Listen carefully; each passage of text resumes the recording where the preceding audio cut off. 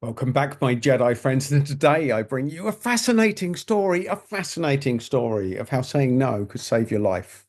Could save your life. It's a true story, folks. It's a true story. Now, the picture in the background is my grandfather. That is David Shaw. And he was in the RAF in Bomber Command during the Second World War. And I used to go over to Belfast and I used to sit down and he used to tell me stories. And he was a very modest man. And because I was so persistent and I'm so interested in people's stories, I used to just sit there, ask him questions, and he would tell me stories that not even my dad knew. Not even my dad would know these because my dad couldn't stay quiet long enough to probably listen to the duration of him. But my dad was another legend. That's another story for another day. But I'm going to tell you a great story about his life today, because I think certain things need to be remembered. And if I died without passing this story on, it would be criminal. It would be criminal negligence, folks. So, my granddad, during the Second World War, they didn't have much money, him and my granny. So he decided to join the Air Force. That was the plan.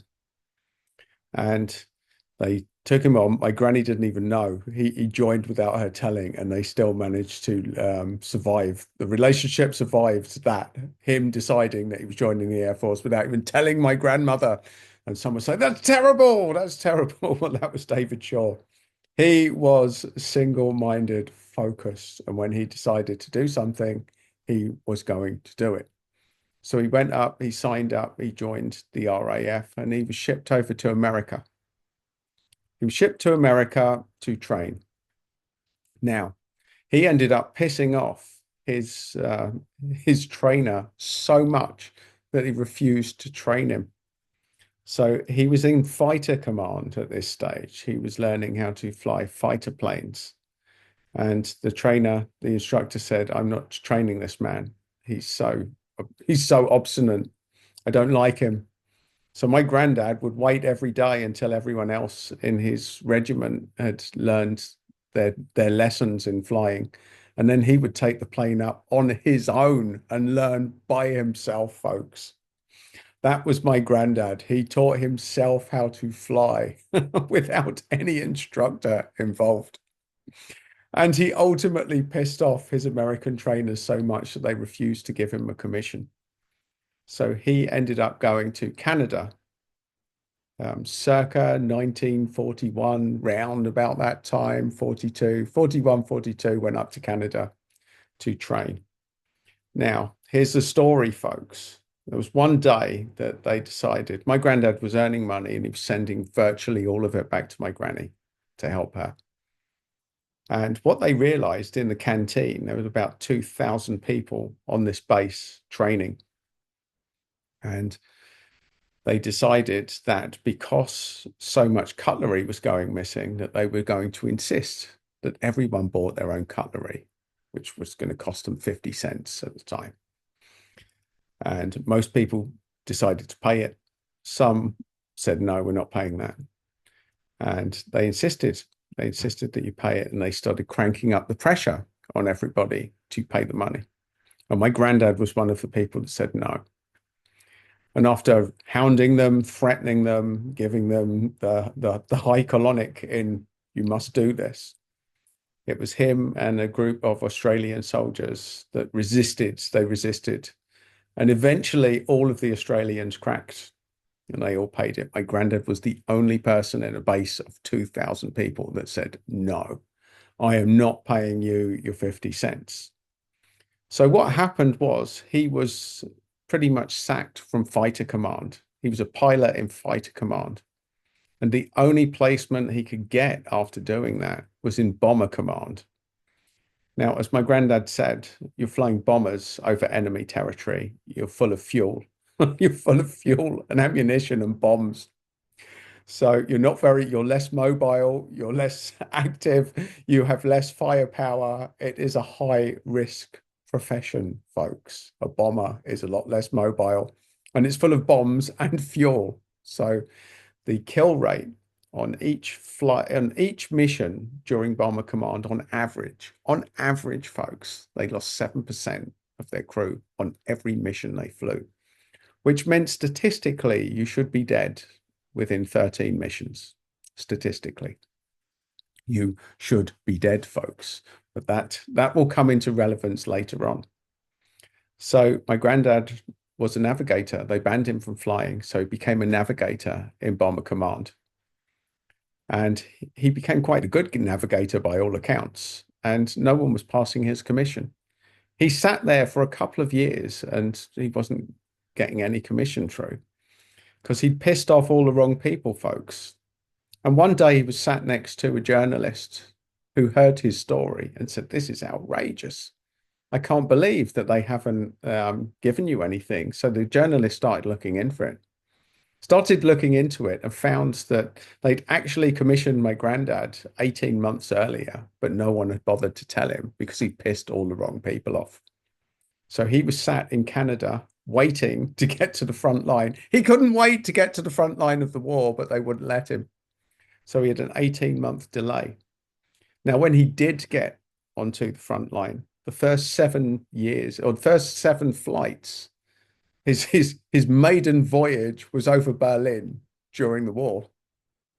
Now, my granddad was such a good navigator. He used to navigate using the stars.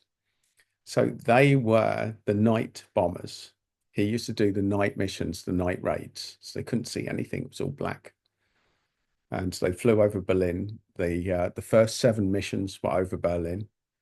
He went on to fly over 35 missions, somewhere between 35 and 42. Now, I can't remember the exact amount, but it was definitely at least 35 missions in Bomber Command flying over Germany during the Second World War.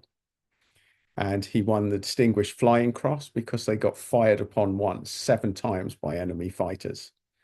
And there was a picture of the bomber. And my dad said when he saw it, he's like, how does that even fly? So he escaped death on numerous times. Now, there were 2 really interesting things about this. The first one was that on the first mission, they had a machine gun, and every third bullet was a tracer bullet so they could see what they were shooting. But what they realized, being a less mobile plane to all the fighters that were coming up to fly against them, that because of the tracer bullets, it showed people where they were and where to fire on. So they made an executive decision after the first mission never to retaliate.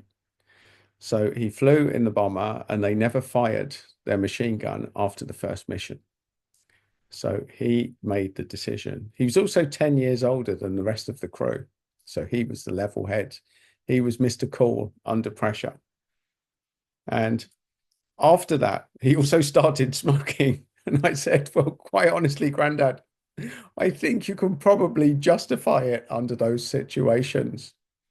But the fact is, folks, he was a war hero. He was decorated. He flew over 35 missions. Statistically, he should have been dead about 3 times over. But he was lucky. He was lucky because he made his own luck and they decided not to retaliate. And he was a bloody good navigator by all accounts. And he lived to tell these tales. Now, I can't help but think that if he hadn't pissed all these people off by saying no at the American base and at the Canadian base, he would have been on the front line possibly up to 2 years earlier than he actually got there. And bear in mind, when he did get there, he still managed to fly over 35 missions. So, my Jedi friends, this is in memory of my granddad, who used to tell me some brilliant stories, and this is just one of them. But the lesson in there is that even when 2,000 people surrounding him all agreed with the command, and the commanders were threatening, he stood by his principles, he stood by his guns, and he said no. He was having none of it. And being able to stand your ground when everyone else is capitulating around you is a Jedi gift, my Jedi friends. And him saying no in that situation almost definitely saved his life. Now, he lost his brother over the Bay of Biscay in World War II. So he by no means got out unscathed. He lost his brother. So It was a heavy time. There was a lot of losses. There was a lot of melancholy for him because he was very close to his brother. But he hardly mentioned that, folks. He was content with what he had, and he lived until the age of 94. Taught me loads, taught me loads. He was a stubborn man. My gran used to tell me this all the time. But the point being that he stood by his guns. By not standing by, he may have stood by his guns, but he never fired it, folks. So there's a turn of phrase and an expression for this. And the point of this is that sometimes when everyone else around you is losing the plot, and some of you may have experienced that during COVID, when everyone else is telling you what to do, the people that say no in the middle of that, under all of this pressure, there's a Jedi gift in there. Whether you're right or wrong, standing your ground while everyone else is telling you you're wrong is a Jedi gift. Now, in some circumstances and some situations, it may not be a Jedi gift, my Jedi friends, especially if you're being an arsehole for no good reason.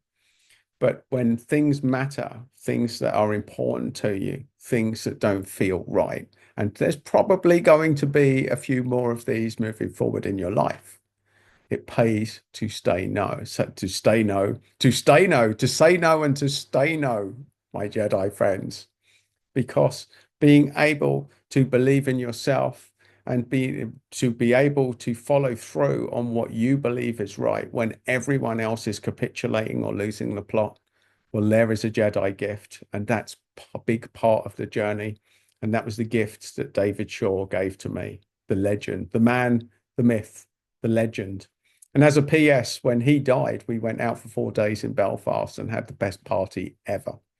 Because you celebrate life in Ireland. And one of the big differences between an Irish wake and an English funeral is an English funeral is generally a sorry affair. It's very morose and it's a commiseration of death. Whereas an Irish wake is all about celebrating life, my Jedi friends. And maybe that is a topic for another day. But there you go.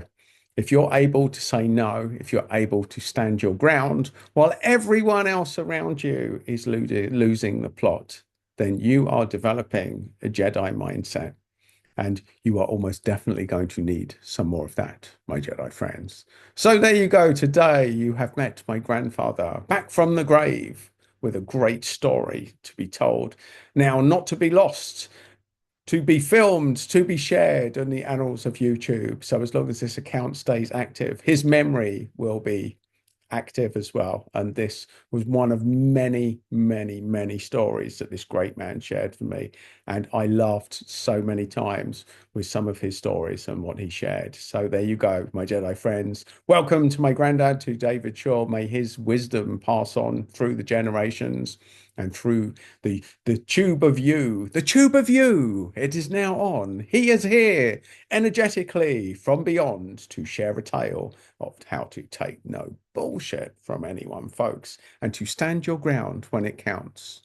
And my Jedi friends, should you want any more of these pieces, these little nuggets, these jigsaws, then please do subscribe to the channel because you know it makes sense. And if you want another little piece of information that could change your life, you'll find it just there. So go forward, my Jedi friends, you will stand your ground and you will take no bollocks from anybody.